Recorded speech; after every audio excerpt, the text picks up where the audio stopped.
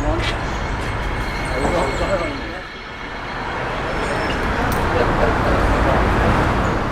have to start the day with your coffee every morning, religiously.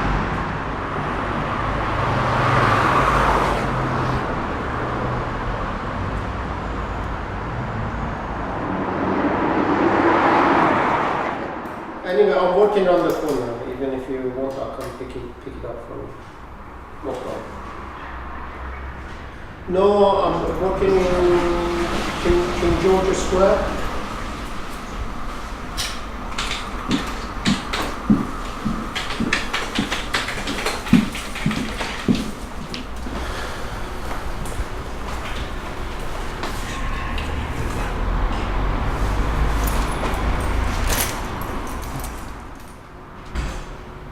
You remember how old you were when you left Iran?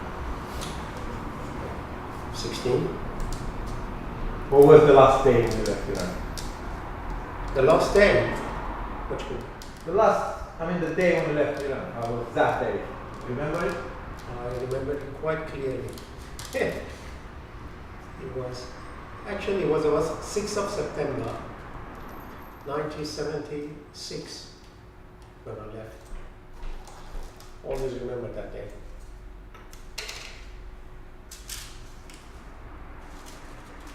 Nice sunny day, it was warm. Went to the airport, said goodbye to everybody. I was excited to leave. And I was disappointed when I got here.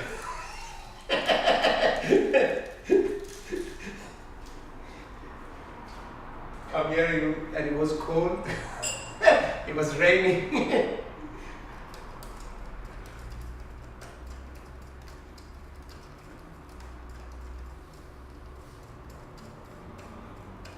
When I got here, I said, next year I'm going to go back, and I'm never going to come back. So after 30 odd years, I'm still here.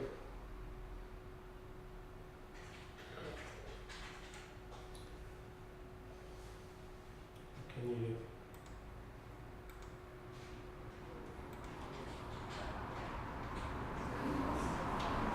You must have written out a quote or something. Or maybe it's just done it by phone hours. I told to the customer, I told her 2,400, she said, yeah, I'll have it. Yeah, I wouldn't be surprised if you did that. No? This one should be. I would like to place an order for a shower door and a tray and a mirror. The mirror is 16 SLM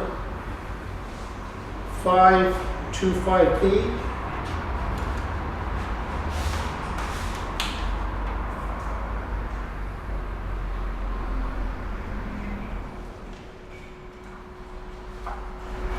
Why did you left Iran? Yes. Okay. Yeah, no problem. It was mainly for education, it wasn't anything else. I have family here that they've been here for an uncle and aunt, they were living here, so for me it was just, I thought maybe I'll come for a year, as a break before I go to university in Iran, improve my English language, and then go back. But it didn't happen. So I stayed and I did something else. But to be honest with you, at the time I wasn't thinking of,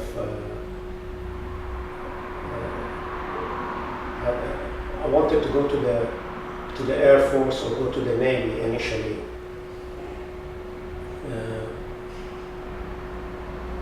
As a technician and engineer. And that's what I wanted to study when I was in Iran. But when I came here, things changed. And just before I went to go to university here, obviously the revolution happened in Iran.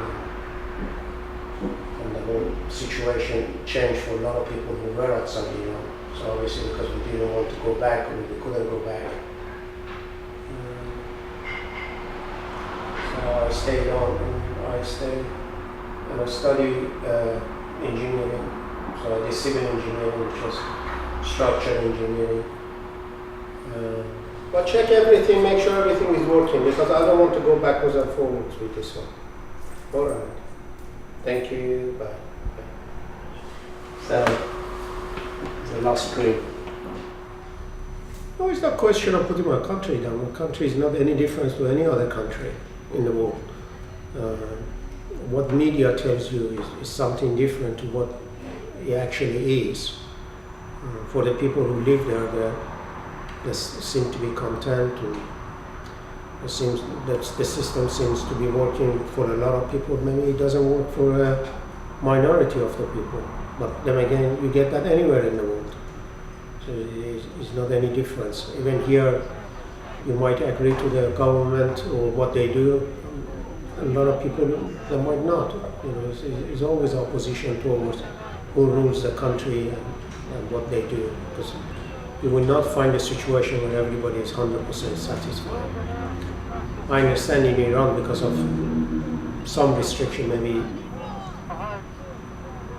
the young generation, you know, they want to do things a little bit different to what they can do, which are understandable, because maybe they're bored, maybe they're looking at different things that they see on the TV or other media, and they compare themselves to them or their life. But other than that, you know, I can't. Okay, it's easy for me to say there is no problem there because I don't live there, but I don't see it being significantly different to any other countries in terms of political or economical situation. All the countries in Middle East or Asia, except Europe, even some part of Europe now, you know, the problem is the same. Everywhere, all the countries have got unemployment, all the countries have got inflation. So it's not just narrowed down to one country and one place. Say, you know, Iran is like this, but the rest of the world is not like this. It's not true. Hello?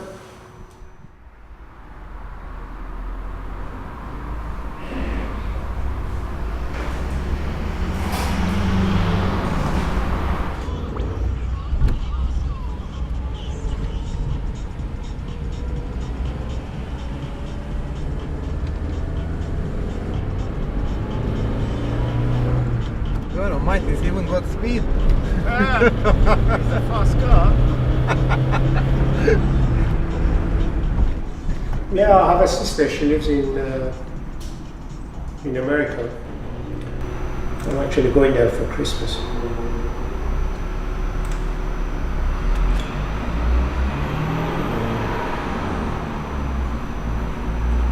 And my mother, she's there as well now. With her. And Sarah's gonna go with you to New York?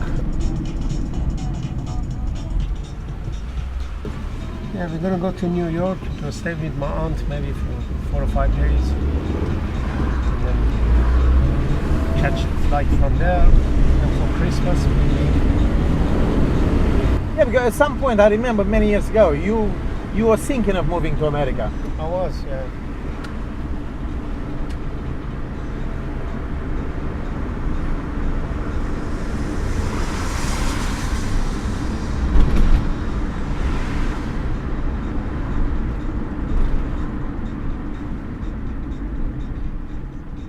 I want to go and live in a country that always they're going to look down at you as some kind of a odd person, because you know you're Iranian, you're Muslim, you're this, you're that, trying to label you all the time.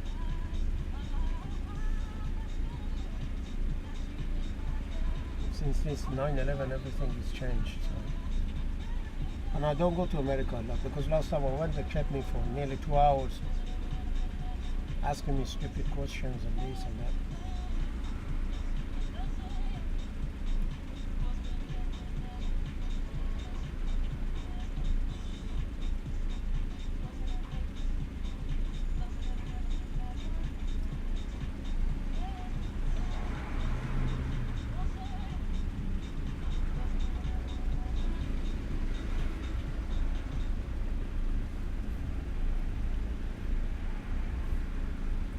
I don't have a license for the music. For the music. Yeah.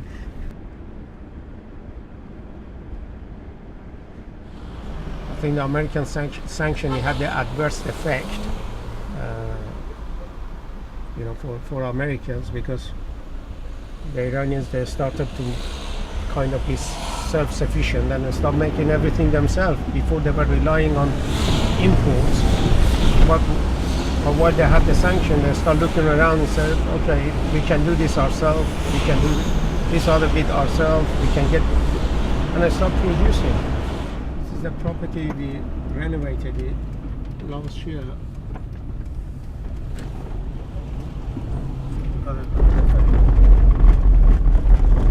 Snagging problems.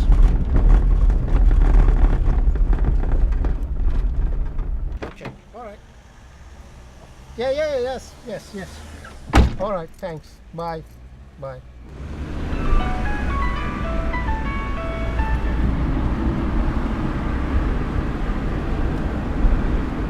Hello? Oh, yes, the phone, all right.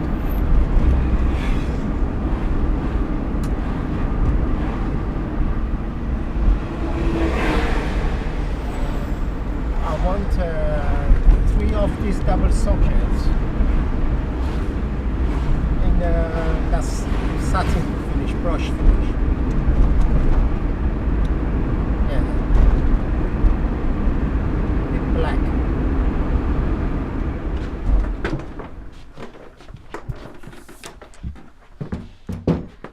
But as you can see, everything is dark. That's my signature, and these are in every room. There is a lovely lampshade.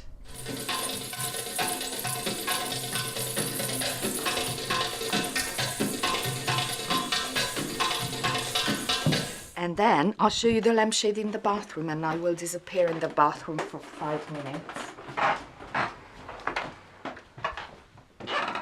Da-da. Wow. Now, how much did I pay for this? No idea. And do you know what this is made out of? Oh, did you leave the label on this one? Looks beautiful. Isn't it? Yeah, this big feature. Yeah. Imposing. So how much? If that was 65, now that will be 120. Okay. £9. Brilliant. That's my pièce de résistance. What did you get? It second hand from the TK Maxx. Brilliant. We love them. Yeah, it was a one-off. Okay. Yeah. Otherwise you would have got one for each room.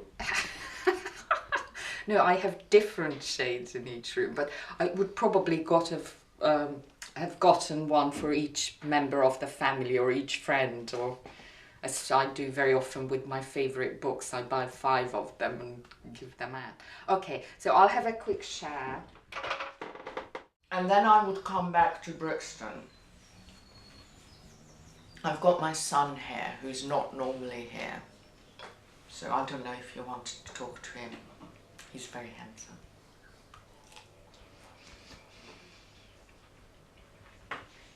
And his 21st birthday is coming up on Wednesday.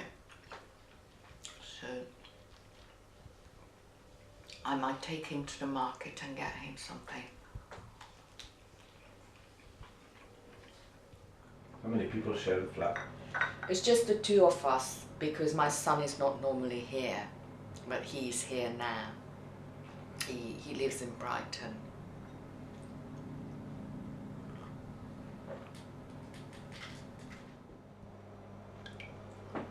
But it's, it's not like I do that so I could dance, or it's very interesting. How many years have you been doing that? Well, I've been doing interpreting on and off now for 12 years.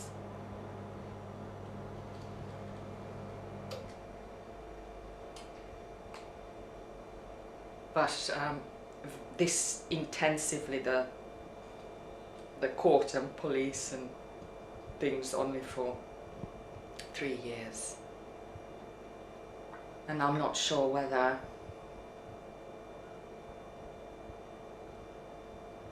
I want to carry on with it. 1, 2, 3, 4, 5, 6, 7, 8, and 1, 2, 3, 4, 5, 6, 7, 8.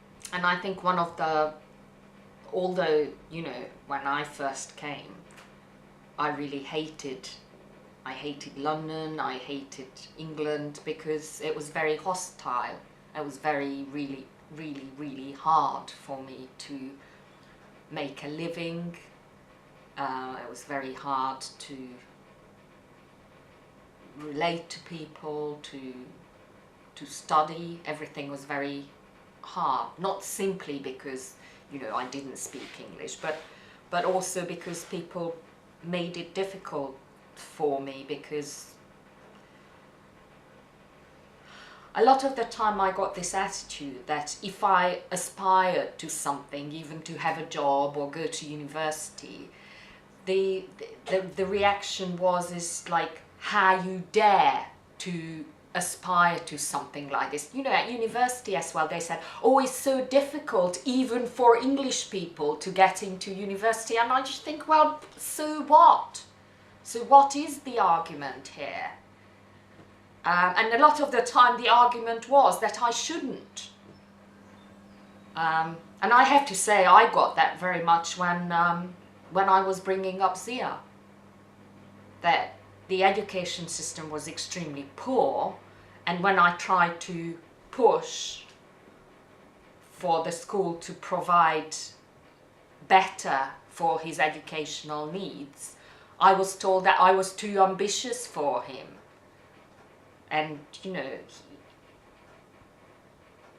he had serious problems with dyslexia and they didn't believe it. I could see that he had difficulties with reading and writing, and when I went to his school saying that, you know, the school ought to do something about it, they kept telling me that I was too ambitious for him.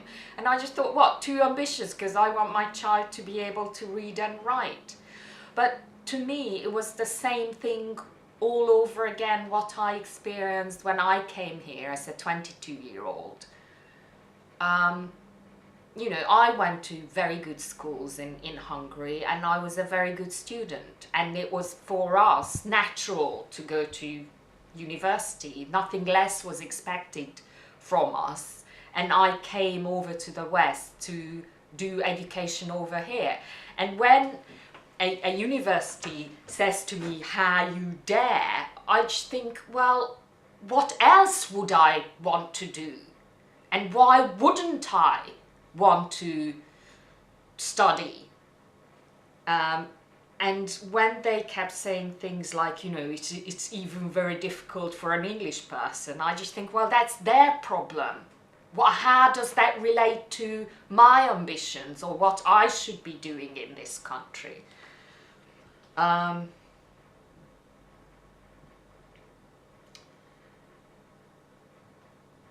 But I do think that in many ways I did mess up my education, partly because of that and maybe for other reasons as well. But I eventually ended up with a degree in creative writing and journalism, practically media studies. And, you know, when Zia was at GCSE and A-level thing, I said, study whatever you like, just don't do media studies because it's a waste of time, and I'm talking from experience. And I did feel that there was this general tendency that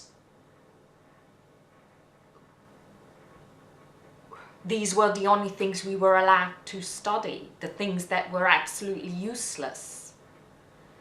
And I think that this is actually true for a lot of the young people in this country as well, who were born here, but not from the the right background, and by right background I mean whose parents or whose home background would give them clear indications as to what is useful to study in this country.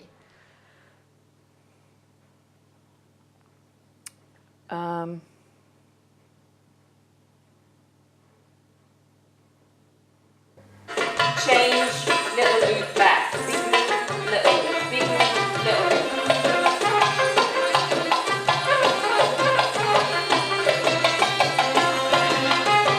So just, if it's very difficult, just go for the circle, front and circle back.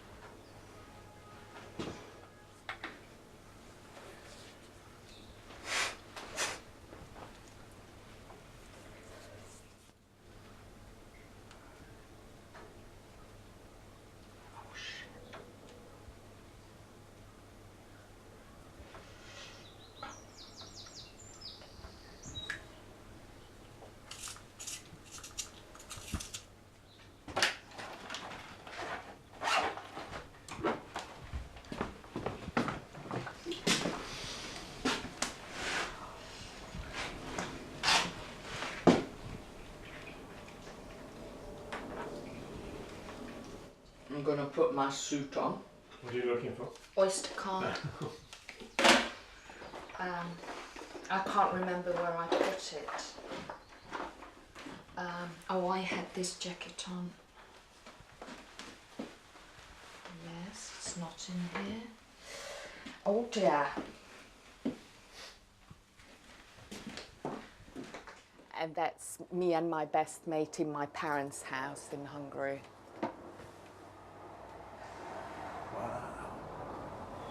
I have to look closer at them. And when I came here, I did life modelling for years, so this is one of those student attempts. You're going to make a good living out of life modeling? Oh, crap living. Really crap.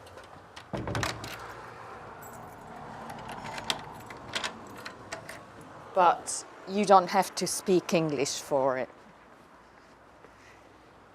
You know, a bit better than cleaning. This is our bus. And then this very important court where all the extraditions are happening is just a bus ride away as well from my house. It can be very last minute. And that's an annoying thing as well, because you know, we have financial commitments, but there is absolutely no guarantee. But on average, I have, when I don't have a trial, then on average I have 3-4 days or slots of work.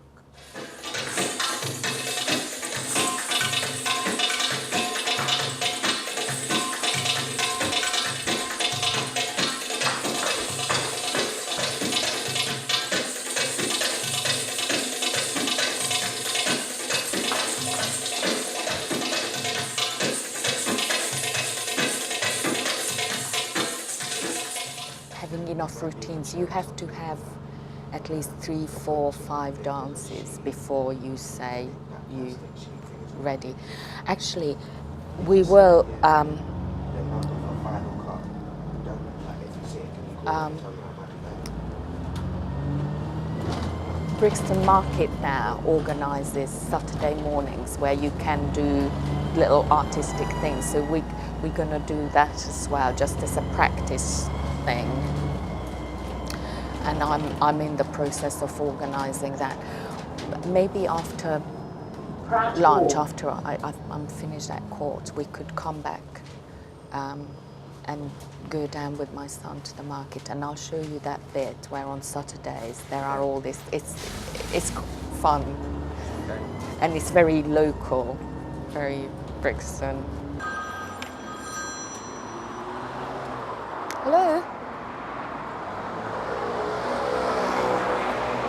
Én vagyok, tessék.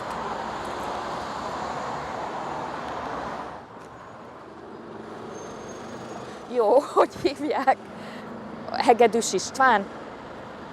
Szegedi. Jó, akkor az lenne a legjobb, ha oda szól, vagy ide szólna nekem.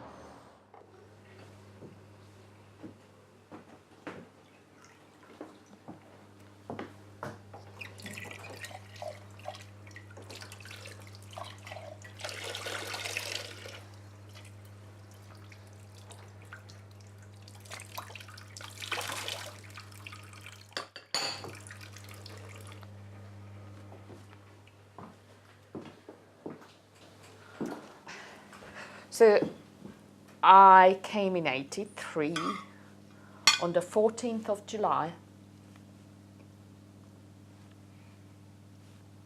Do you want cake? It's delicious.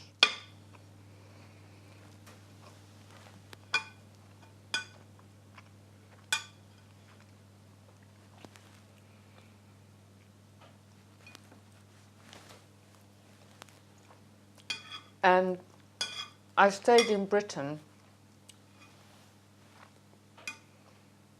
based on the whole idea was based on a false assumption. I didn't want to stay in Britain. I just wanted to stay somewhere in the West, preferably in France.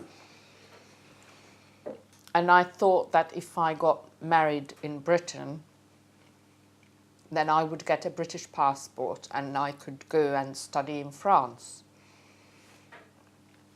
And relative to that, what happened was that after I got married, I didn't have a passport for 10 years. I was a stateless person. I was definitely attracted by,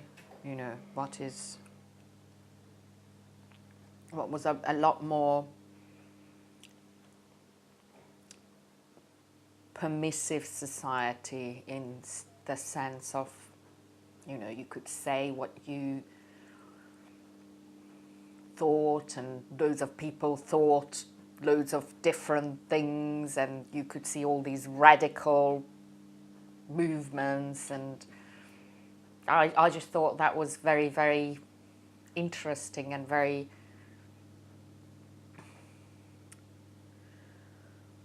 lively relative to, what was going on in Hungary. And I think it's still the case, I still think that Hungary is intellectually, or, in terms of how people think, is dead. It's in, back in the 50s or the Middle Ages, or, how people think about sex or the family or society. There is this big thing that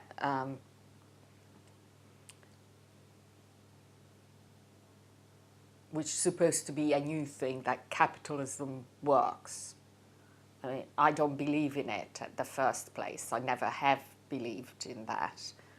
And now this is a new religion that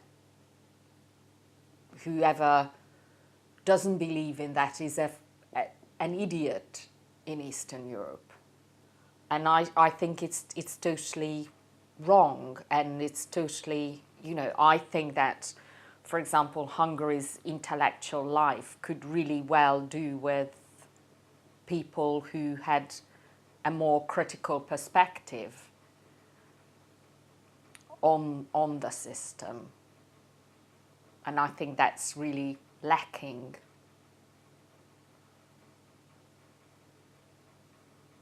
And I just think it's a very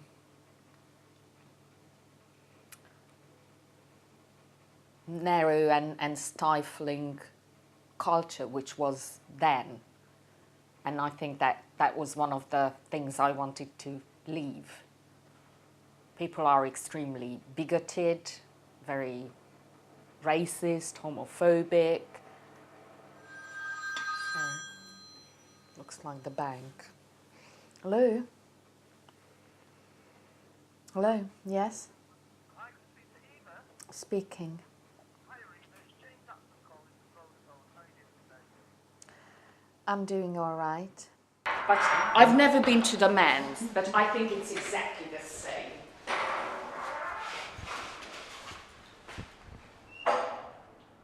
No? I don't mind. No? Yeah. Okay.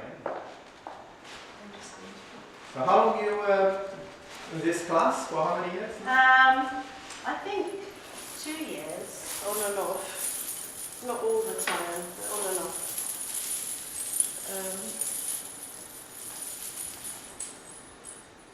But I'm warning.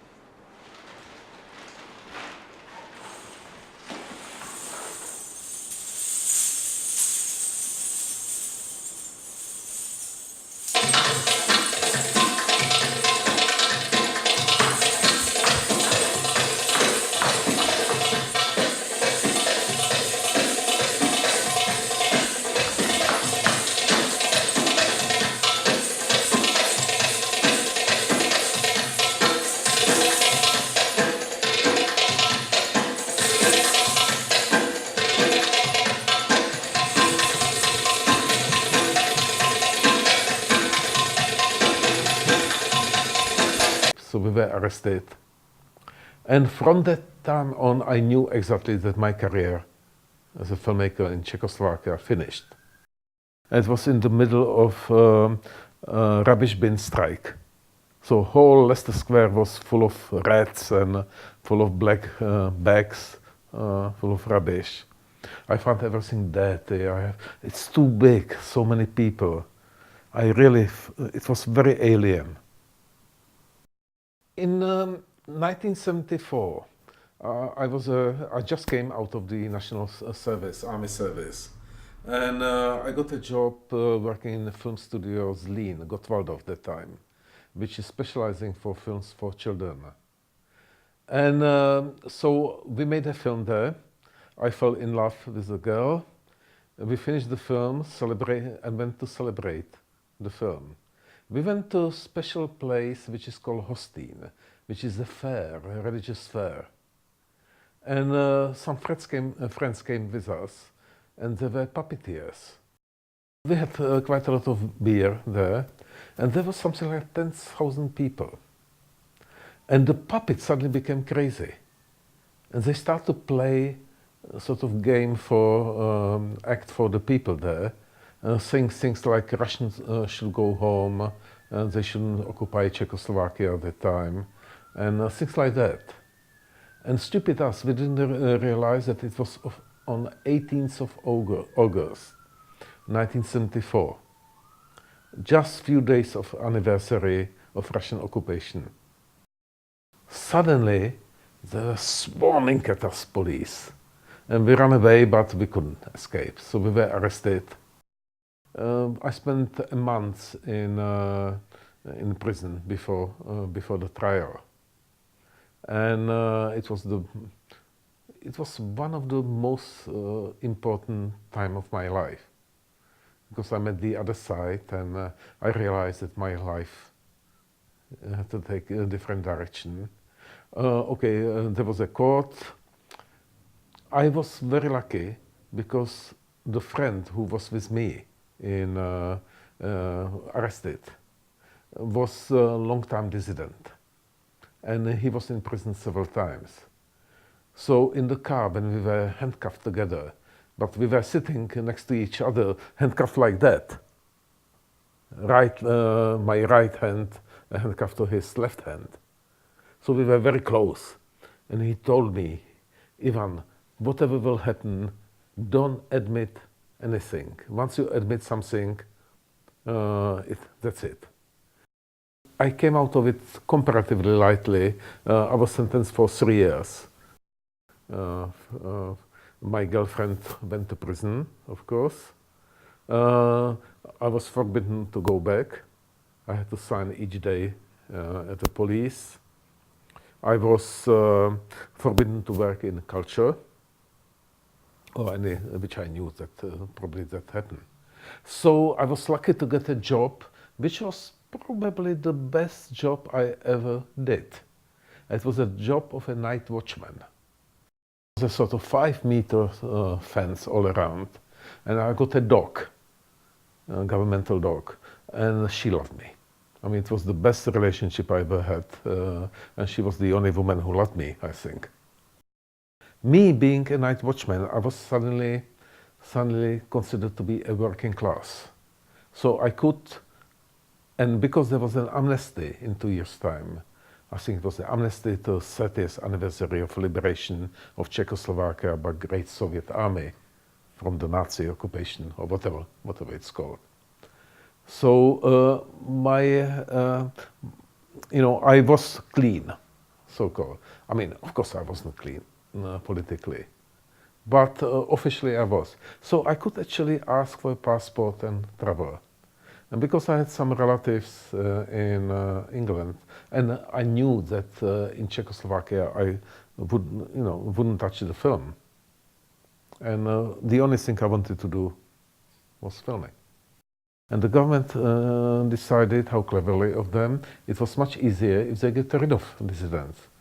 So they let me know that, yes, I mean, we give you a visa, but it would be better if you don't come back. It was on, I think, 8th or 9th of May, when 76, when I left Czechoslovakia. It was quite dramatic, by train. When we went to the border, suddenly the train stopped for something like 2 hours. And it was one of the most harrowing experiences, because these soldiers with machine gun and dogs and shouting and I don't know what. And you were sitting there thinking, oh, that's it, they won't let me out, or whatever happened. We arrived at the platform, and I looked from the window, and I saw that everybody was looking from the windows from next door. Suddenly there was a sort of voice said, 1, 2, 3. And everybody in the carriage next to me started to shout, Husák, who was the socialist president, is an idiot. We love being outside. Yeah.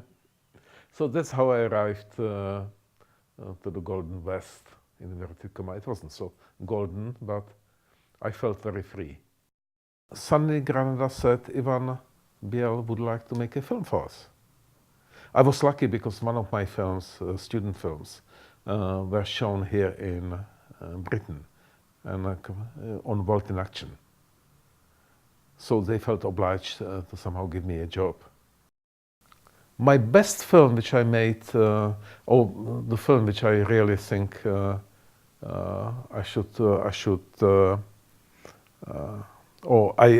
think it was the best, was a film which I made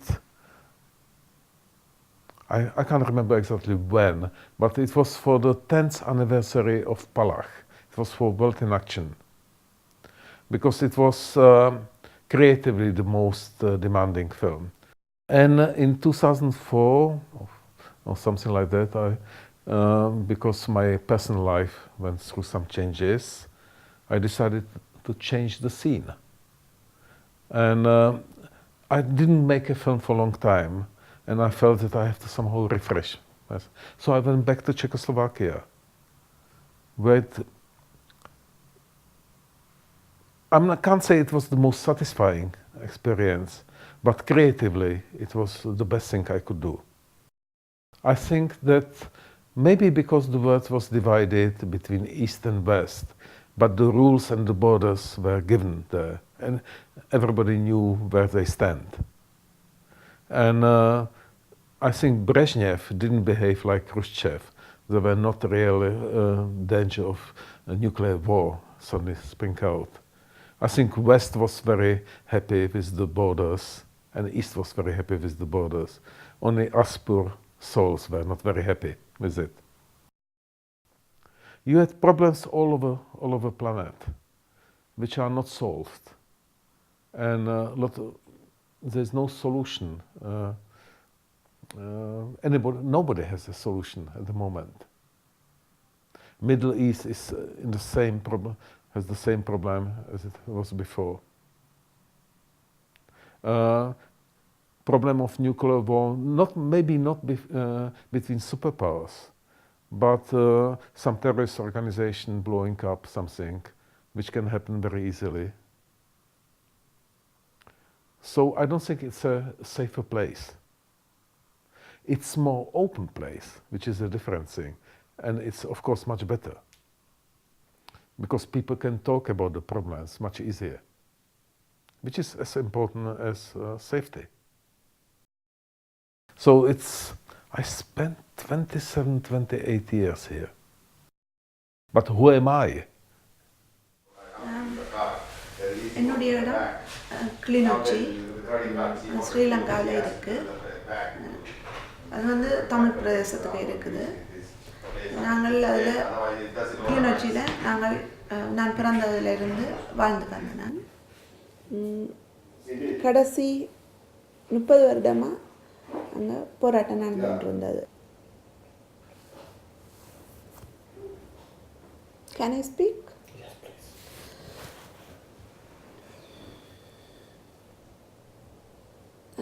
ரெண்டாயிரத்தி 9 ஜனவரி 1ஆம் தேதி எங்களுடைய வீடு விமான தாக்குதலுக்கு உள்ளானது.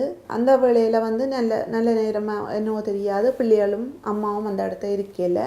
நான் மட்டும் வீட்டில் இருந்த பொருட்களை எடுக்கிறதுக்காக போய் நின்றேன். அப்போ எனக்கு என்ன நடந்ததுன்னு தெரியாது. திடீரென்று ஒரு பெரிய ஃப்ளாஷும் சத்தமும் வந்து தூக்கி என்ன நிலத்தில் எறிஞ்சது தான் தெரியும். 4-5 நாள் இருந்திருப்பேன்.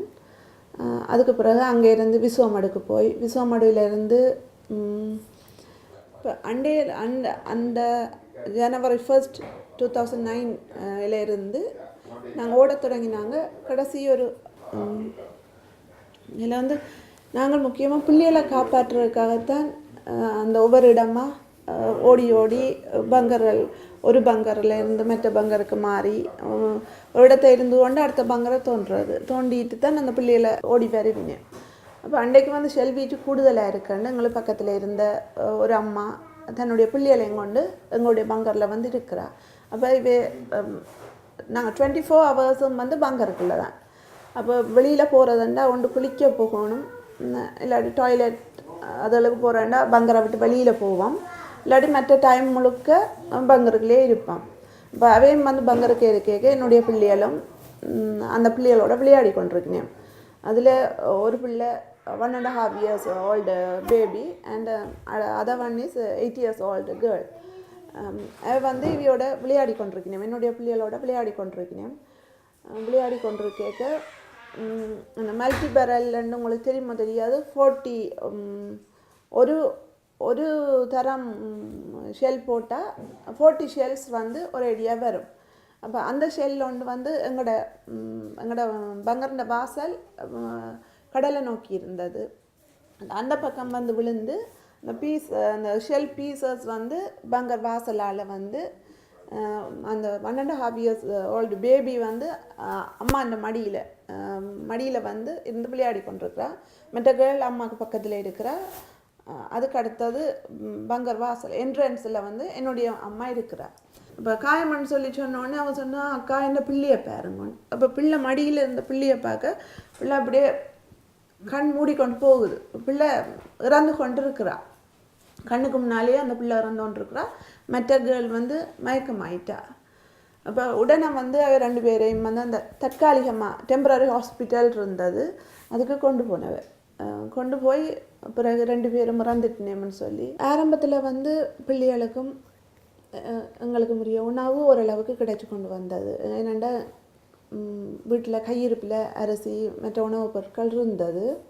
பிறகு நாட் செல்ல நாங்கள் ஒவ்வொரு இடமாக மூவ் பண்ணி கொண்டு போய்க்கல உணவுகளை கொண்டு போயில அது நிலைமை வந்துட்டு கொண்டு தான் இருந்தோம். நாங்கள் உணவும் வந்து அங்கே உள்ள மக்களுக்கு கிட்டத்தட்ட 3 லட்சம் பேர் அந்த பிரதேசத்துக்கு இருந்தவ.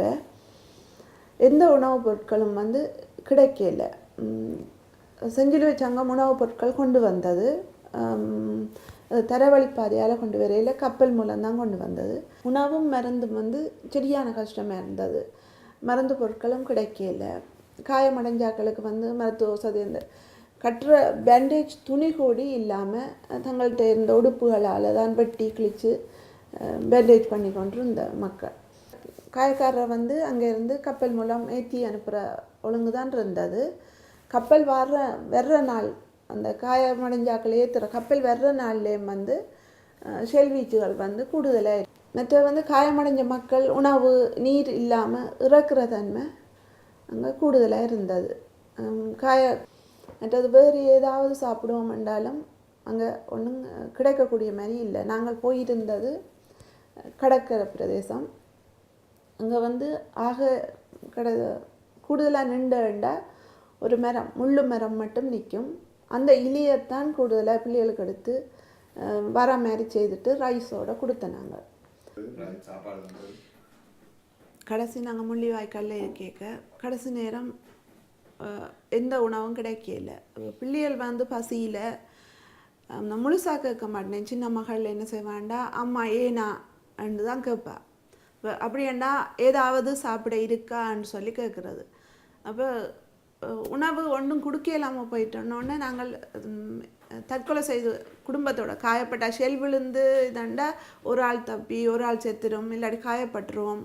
அப்போ மெடிசின்ஸ் இல்லை கஷ்டம் பண்ணுறதுக்காக நாங்கள் 4 பேரும் போய் தற்கொலை செய்வோம்னு சொல்லி துணிஞ்ச. நாங்கள் அது தள்ளி போட்டபடியாக சரி ஏதாவது நாளைக்கு நடக்குதோன்னு பார்ப்போம் என்ற நம்பிக்கையில் தள்ளி போட்டு தான் நாங்கள் உயிரோடு வந்தாங்க.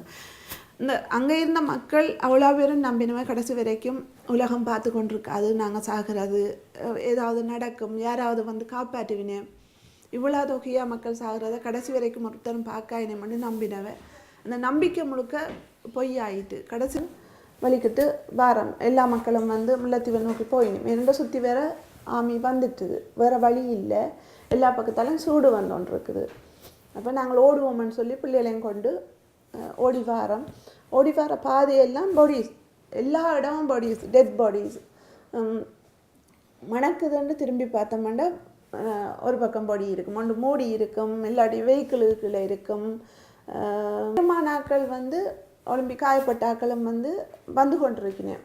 அந்த இராணுவத்தின் பிரதேசத்தை நோக்கி வந்து கொண்டிருக்கிறேன். எல்லாதாக்கள் தங்களை கொண்டு போக சொல்லி அழுது கொண்டிருக்கிறேன். நான் எனக்கு வந்து பிள்ளைகளை கொண்டு வரபடியாக அவியலை கூட்டி கொண்டு வர இல்லாத எல்லாமே எனக்கு இன்னும் அந்த குரல் கேட்டுக்கொண்டே இருக்குது. அந்த வரைக்கும் அவரும் வரவும் இல்லை கேட்கவும் இல்லை.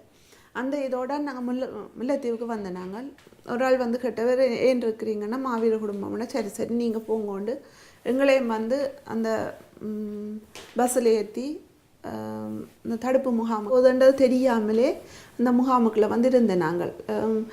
நான் நினைக்கிறேன் கிட்டத்தட்ட நாங்கள் இருந்த முகாம், நாங்கள் ஆனந்த குமாரசாமி என்ற முகாமுக்கு இருந்த நாங்கள் தூரத்தான் கண்ட நாங்கள் ஒரு கேர்ள்ட பொடி இருந்தது, கிட்ட போக விட இல்லை, கொலை செய்யப்பட்ட ஒரு பெண் பிள்ளைன்ற பொடி இருந்தது. இப்போ நாங்கள் இருந்த முகாமுக்குள்ள கைது செய்யப்படுறது, கடத்தப்படுறது, கொலை செய்கிறது எல்லாம் சாதாரண விஷயங்களாக இருந்தது. We had 9 dogs, and my dad had them, and the last one we had brown little dog, and I named it Puffy. And then 1 year later, it hadn't eaten for days. My grandma found it at my house crying. It cried at my grandma. And my grandma came back and feed it.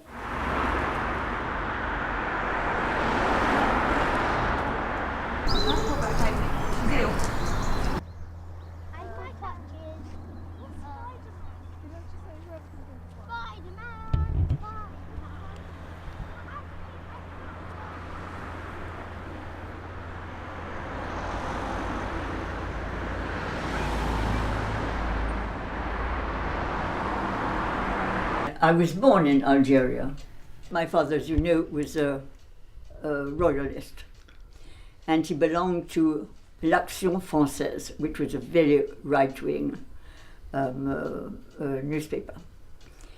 Well, my father's father was born in Algeria, and they came from Genoa in Italy. They were engineers. You'll find a lot of things in Genoa that are made by the Campora family.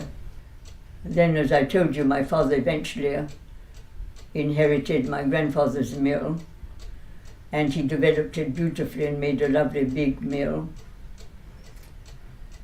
And that's how we lived. My neighbor said to me, I saw you the other day with a man sitting in the thing. He said, if I thought he looked as if he was threatening you, I would have come in. And I said, well, you weren't threatening me. No, I wasn't. I hope not. Well, you know, the nice thing about this little house is that all the neighbours look after one another. You know, we notice if the curtains are drawn or pulled or something, so that if somebody falls or faints or dies. But you see, Algeria was not considered a colony. France had made Algeria into metropolitan France.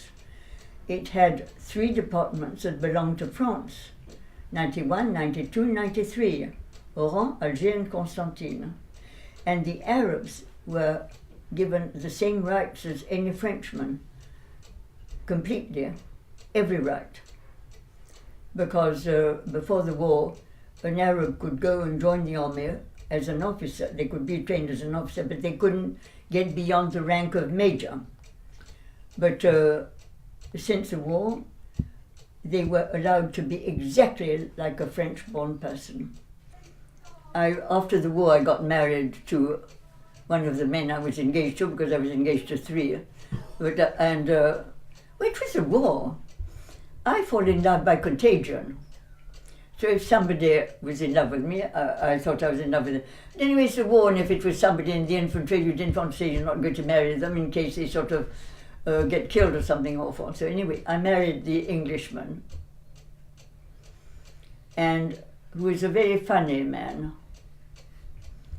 And I was thinking, of all these men that I could marry, which is the one who will make me laugh in 10 years' time? So I chose this man called Desmond. He was a Catholic. Boy, when I got to England and I found his family, all these Catholics, as I say, the English Catholics are more Catholic than the Pope. It didn't work out, so I left him and went off to Morocco. I rang him up and I said, oh, I'll come round to see you. And I arrived and I stayed. And eventually he became my second husband. That husband was very, very nice, but he was terribly jealous. Second one. Yes. And he had a revolver. And I thought any minute now he's going to kill me. I used to hide the revolver behind books all over the place. You used to always find it. And eventually I was fed up, so I left. And so I arrived in England. Well, at Hurlingham Club. The Hurlingham Club in London is a very posh ex-polo club, and you all met the right people. At that club, I met my last husband, who was the naval attaché at the High Commission, the Australian High Commission. And it started from there. I told you English women didn't like me. The Australian women liked me even less because, I mean, there I arrived on the highest level, the wife of an admiral. I hadn't had to work my way up, sort of being nice to the wife of the commander and then nice to the wife of the captain, so they didn't like me at all. And I had the most lovely life in Australia. The day after he retired, we went off on a ship to come back to Europe because I wanted to see my family who'd be expelled from Algeria and all that. Well, you know, we really needed a bit of a rest because we had so many goodbye parties in Australia. We were exhausted. Found a house to let, a cottage to let, and it was in St. Michael's, that sort of next door. That's how we ended up here in Kent. He went up to London. Anyway, he was headhunted to go out and be a managing director of a factory in India. And he came back and said, we're going to India. I thought, God, that's the last thing I want to do. And God, I loved India. We had a very nice house. I had 7 servants, a very nice garden. It was full of snakes. And as I said to my husband, we go to India in 2 conditions. One is that I have a mongoose to kill the snakes, and 2, that you buy me a sapphire. And he said, done, all right. So you see, the trouble is, all these African countries are the same. They want independence, and the people at the top get everything. And they want everything for themselves, and they don't care 2 hoots about the rest of the population.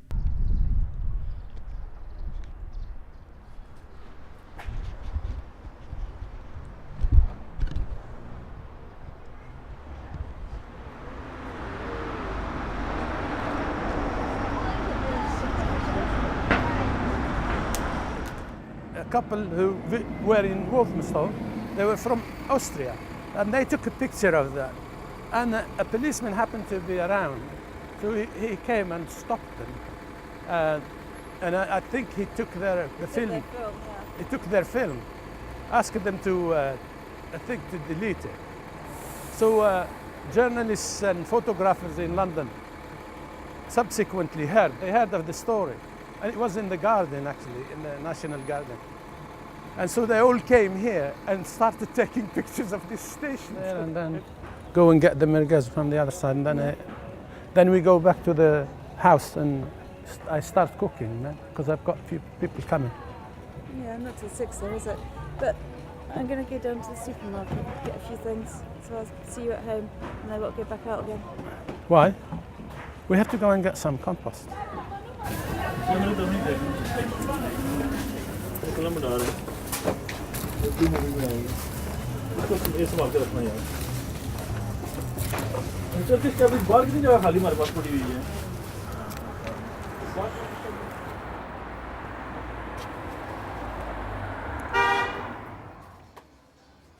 That looks very nice. Do you make these? This guy. Ah, okay.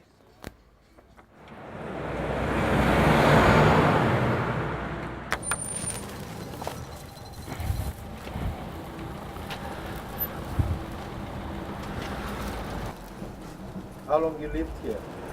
11 years.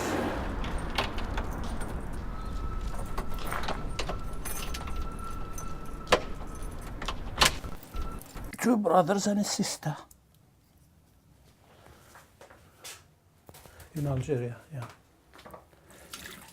They have their own children and families. Yeah. I'm the only one who stayed. I just came to study and then stayed. As you do, you know, you get.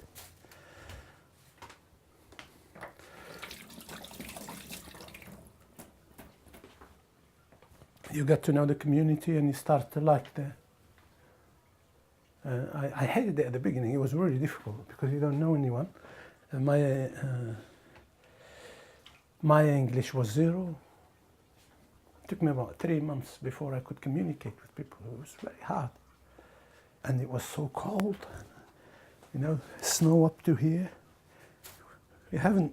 I think this year we've had some cold that reminded me of that time. Here. Come on. Just a little bit because you're putting on weight.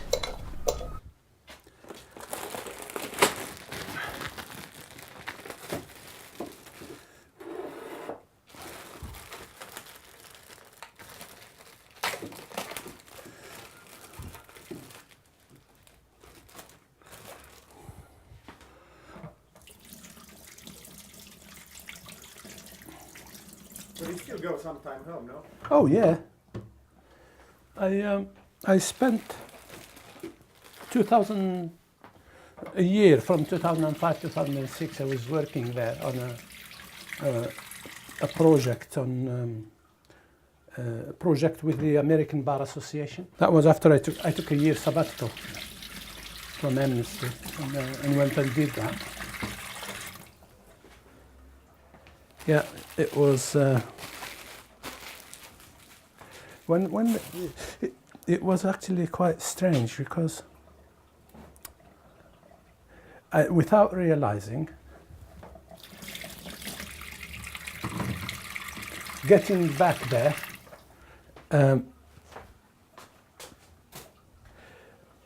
I got to the airport and we went to the hotel, and then I met some friends, and then later on, as I was going to bed, I realized it was the 7th of November.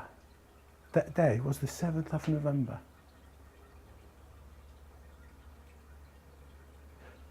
And I thought, it was the 7th of November, 77, that I went to England. No, I mean, you'll get robberies like you have here in Walthamstow and all the others, but nothing. No, nothing. No, it's quite peaceful in that sense.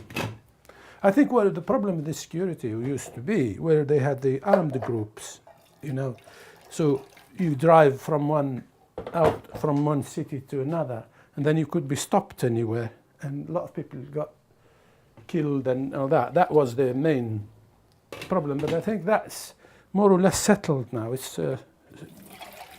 is not a big thing, but still there are some groups that are still, I think, out in the mountains, but it's not a big thing. So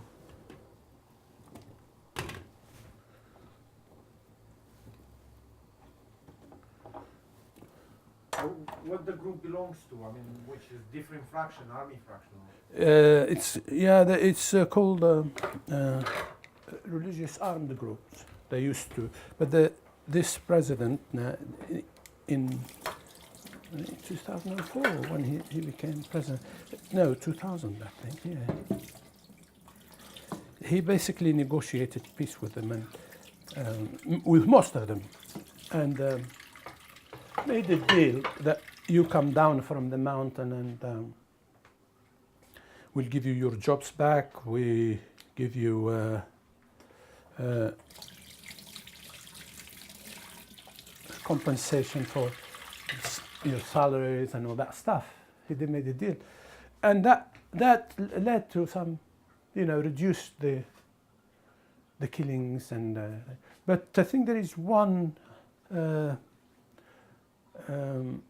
armed group that is still out there, but it is not as significant as it used to be.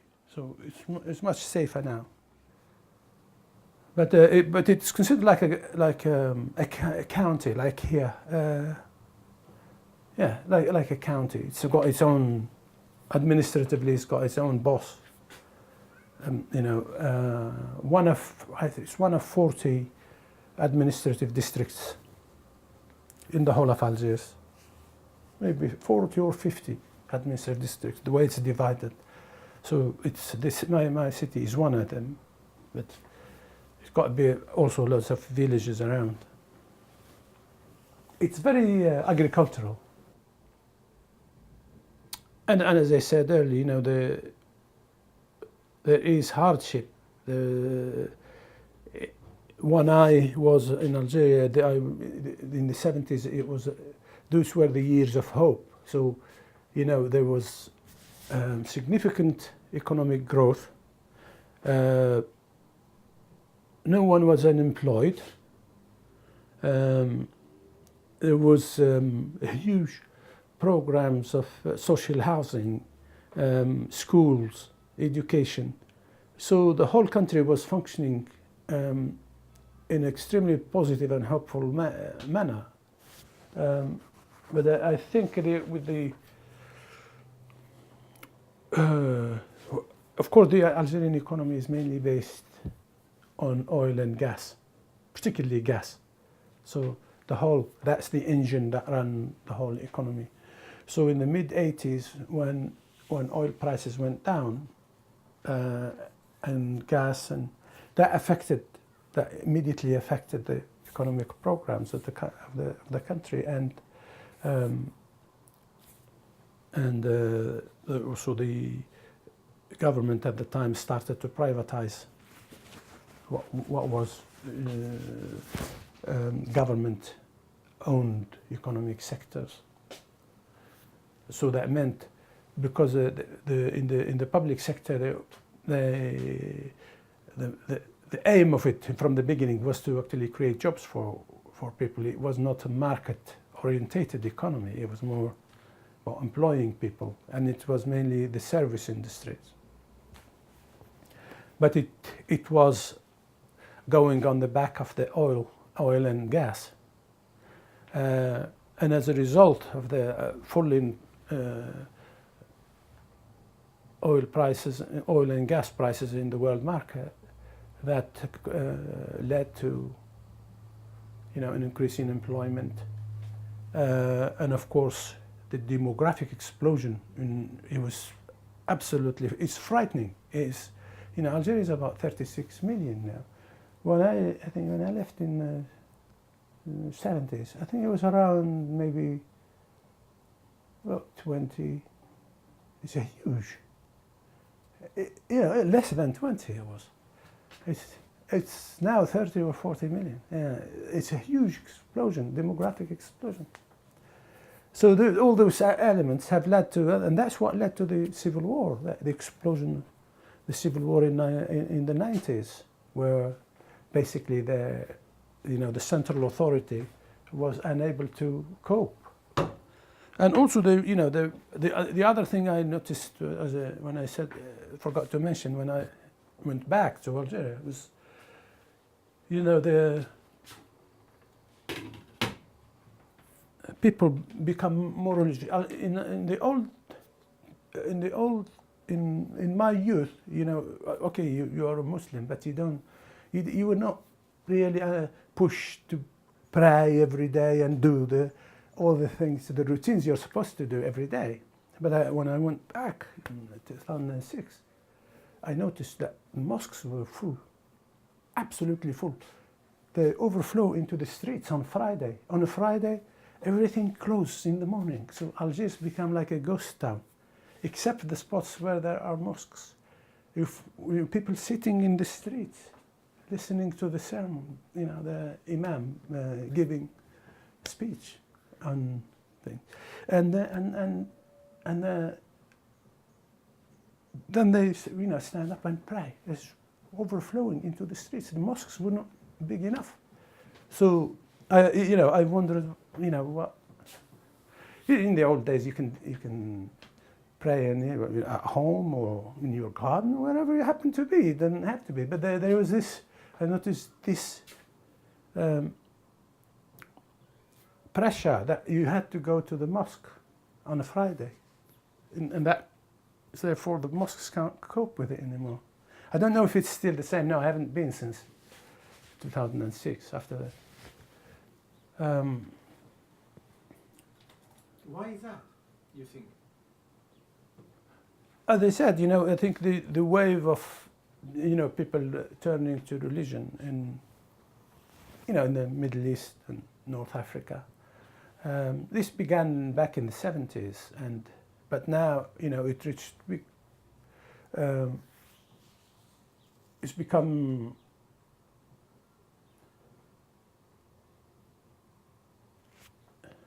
religion has become more important for people's lives. I don't really know what the exact reasons are, but I assume because you had more mosques built, you had more resources put into religion. We used to have a ministry of religion. I think religion is taught in the schools. We used to teach religious education, but not religion as such. So religious education, you would know what the religion is, what are the practices in the religion, and what other religions there are. But I think it became more like an essential discipline. So, plus the role of the television and radio, talking about the importance of religion and so on. I think that gave it that mass appeal now. Didn't we have one before? Yeah, I think we've only got one and it's always disappearing. Disappearing? Anna's okay. Are they coming or not? I didn't mention it, they're busy with doing the pond and everything, so... Huh? I didn't mention it because she didn't remember it. Oh. And she's busy with the pond and everything, so... And I know Jean-Marc and Alessandra are going over and stuff, so... Yeah. Okay. Because I know what those guys are like, it gets complicated. Oh, all right then. They get busy and... Make things easier. Let's not complicate they things. will come about midnight and say they got stuck with this and stuff like that. And Right, this is barley couscous, you see. That's wheat couscous here.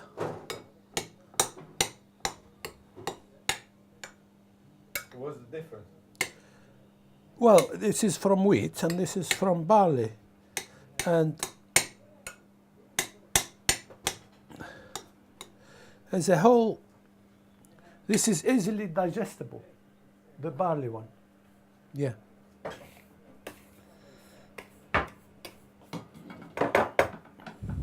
This one is also digestible, but not.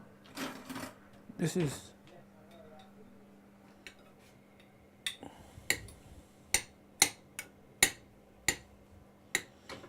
This is ready. You sent a message saying they'll be over in half an hour. oh, okay. Sent it about 10 minutes ago. Well, Lamry's couscous, of course, is infamous. I'll go and get myself some couscous, since I've just said it was infamous. Yes. It was beginning of May. Yeah. End of April, beginning of May. Yeah. It was bare, it's still bare. It's Yeah. six months it's bare and 6 months it's like this. Because you just planted. That's why you bought a compost. You are still planting. That's right, we're still planting stuff, yeah.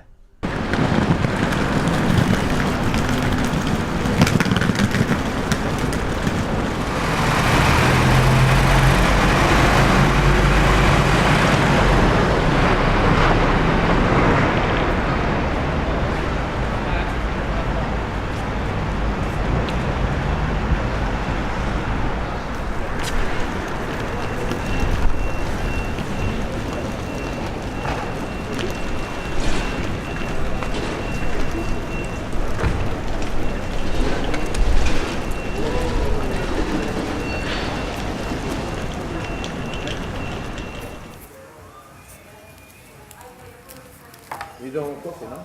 You had, No, I still have mine.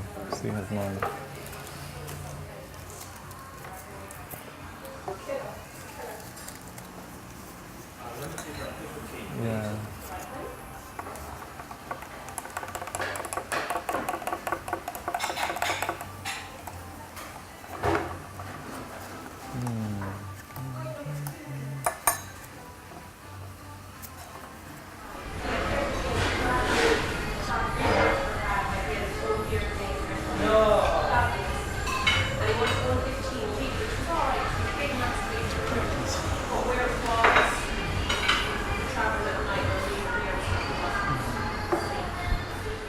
one has 2 bacon, other has 5 bacon, one has 2 eggs, one has 3 eggs, and it's just you got all these elements like bacon, egg, beans, and I came by bus from Warsaw, which arrived at Victoria Station, and then I got on the tube, and I came out here from outside the King's Cross station, and that was the start. And at the time I was not thinking that, thank you, 8 years on, we'll be sitting here and someone will be filming and asking me why King's Cross, but that's where I am now still. I'm 8 years on. And so yeah, it's kind of special place for me, this area here. It's got a lot of memories from my early days in London. I met here some friends which I'm still in touch with, and I really like this place. It's sort of, to me, this is the heart of London to me, or the guts of London, maybe I should say, because of this area's reputation. And I would just keep it all, renovate these buildings and just leave them here. I'll probably just completely destroy them. And this building, when I just really wonder if it's still working, this place. If you were there in this cafe, because of the trains going underneath, the whole building would shake every 2 minutes, and you were just sitting there by the computer, reading emails and checking internet, and the whole building. So you could actually feel these trains going underneath you. I think there's still a lot of poverty and roughness here. I mean, you can still see people sleeping on streets and homeless people, and if you go to King's Cross station, they will ask you for small change, and especially early morning, I think you can still see a lot of that. Because it has not entirely changed. Look at these trendy girls who just came out of the hostel. Yeah, very trendy London fashion. This place looks much trendier than it was 8 years ago when I lived here. That was my first accommodation in London, and it was called Caledonia Hostel, and it was the most terrible place that I've seen when I arrived in my life at the time. It was just dirty, it was just small, but the people were great. So I stayed there for a few months. But the place was incredible. The kitchen somewhere in the basement there was like this dirty kitchen with some paint coming off the walls, and they said they provide breakfast, and all they gave you was just a loaf of the cheapest Tesco toast bread on the table, and utterly buttery, or what is it called? You can't believe it's butter or something like that on the table, and the jam, and that was Caledonia Hostel breakfast, and you had to just make yourself toast bread with jam. And there was a TV room as well, mostly occupied by the Australians. They were watching rugby, I suppose they were watching, or cricket, or some silly TV shows, so sometimes we would go to the TV room as well. But yeah, that's where it all started for me. Caledonia Hostel, which doesn't exist anymore, sadly.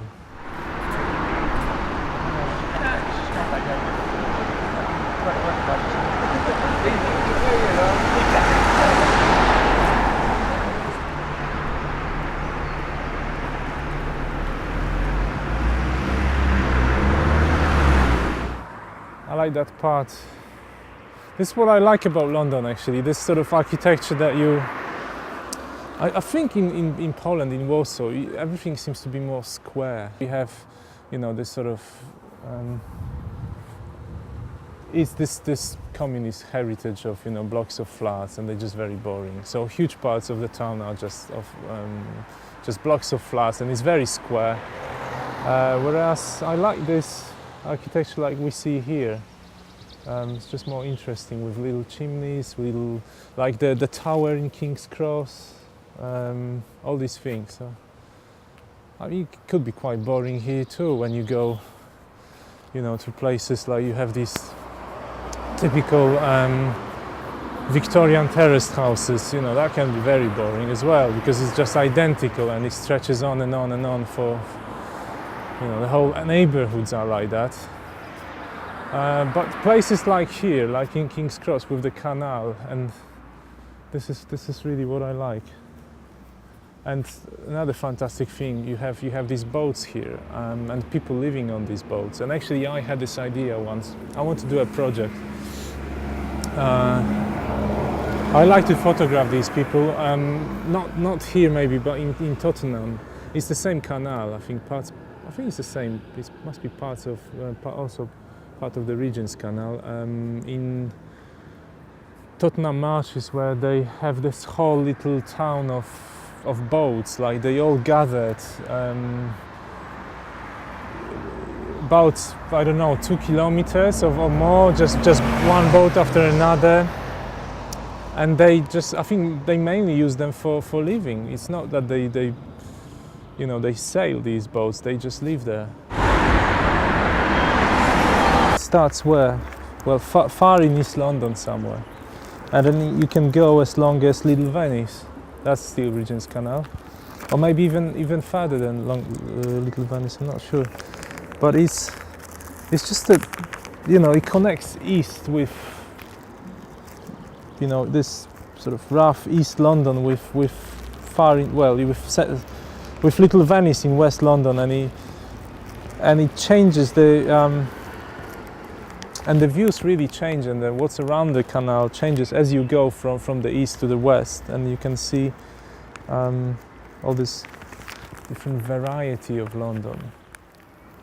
It's great for cycling. We cycle actually a couple of times, I think, from somewhere around in Hackney. Once we got to Little Venice, and you go past Camden Town, then you go past Regent's Park, the zoo. So there's quite a lot of different places that you see.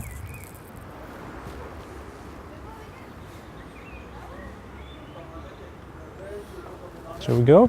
Sunday are supposed to be a bit lazy, and so there might not be a lot happening. But that's life. Sometimes. I mean, otherwise you could film me, for instance, you know, on a different day when I sit in front of the computer retouching photos for hours. Not a lot would happen. And with me taking photos, I don't know, it would have to be, yeah, it would be possible, but then actually, yeah, you should, shame I wasn't doing, something that I started, a project a while ago, is I go to photograph football fans before the games and after or during, and the best place to do is West Ham Stadium in East London, and that would be interesting to film, because it's such an interesting area, I think, and place before the game and during the game. But the season finished, so we can't do it, and unfortunately they got relegated, so they will be playing in the second division. But yeah, I went a couple of times, and you know, this whole atmosphere of fans before the game eating hot dogs and hamburgers, and the whole smell of fry-ups, and people gathering, shouting, chanting, and just around the stadium. So what I was doing, I would just photograph this as it happens, all this sort of atmosphere before, and then just stop some fans and ask them if I can take photos of them. Then very short interviews we're doing as well. Oh, there is a cyclist. But yeah, such is life. I'll say it again. Sometimes nothing is happening, and I like the whole concept of you filming, people as they just go about their daily business.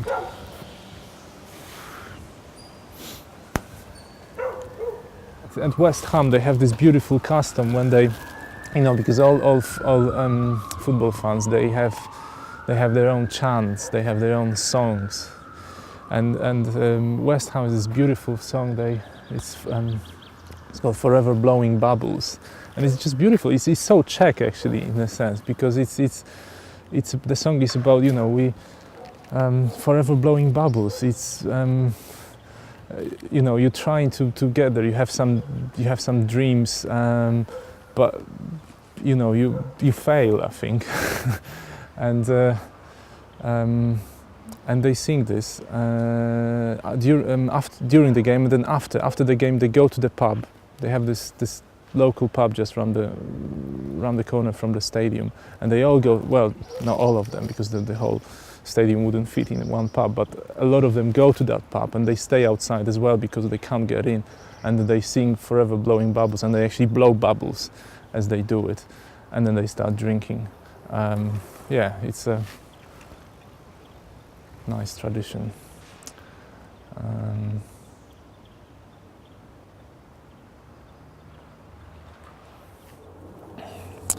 I didn't really, I think I'm trying to think now what were my dreams and plans when I came here, and well, it was not much. I wasn't going to stay here for more than a year, and it was initially just I graduated from university in Warsaw. I finished my thesis, and I was quite tired with that. It was, it took a lot of energy to write it. I mean, I was very happy with it. It all went well, but I just want to take a break. Like people take a gap year. When they finish university, they just go traveling. Like all Australians, they go traveling around the world, or they go to some exotic places. Well, at the time, I just thought, okay, well, let's take a break. Let's go to London. Let's learn, let's practice some English, let's improve my English. So I got back to taking photos, because I started taking photographs in Poland when I was at university, and I got back to it here in London, and I got first time in my life I got people actually to pay me for that as well, and I just realized, maybe I don't really want to go to work in an art institution. Maybe I just want to, actually I prefer to do it myself and try to make a living out of it. And so I decided to stay, and I enrolled on the course at London College of Communication, photography course, which was great. And I still kept receiving some commissions for people to actually take photos for money. So it seemed that you couldn't possibly make a living out of it, and that's why I stayed. And here I am 8 years later at Regent's Canal. The story of my life, chapter 2.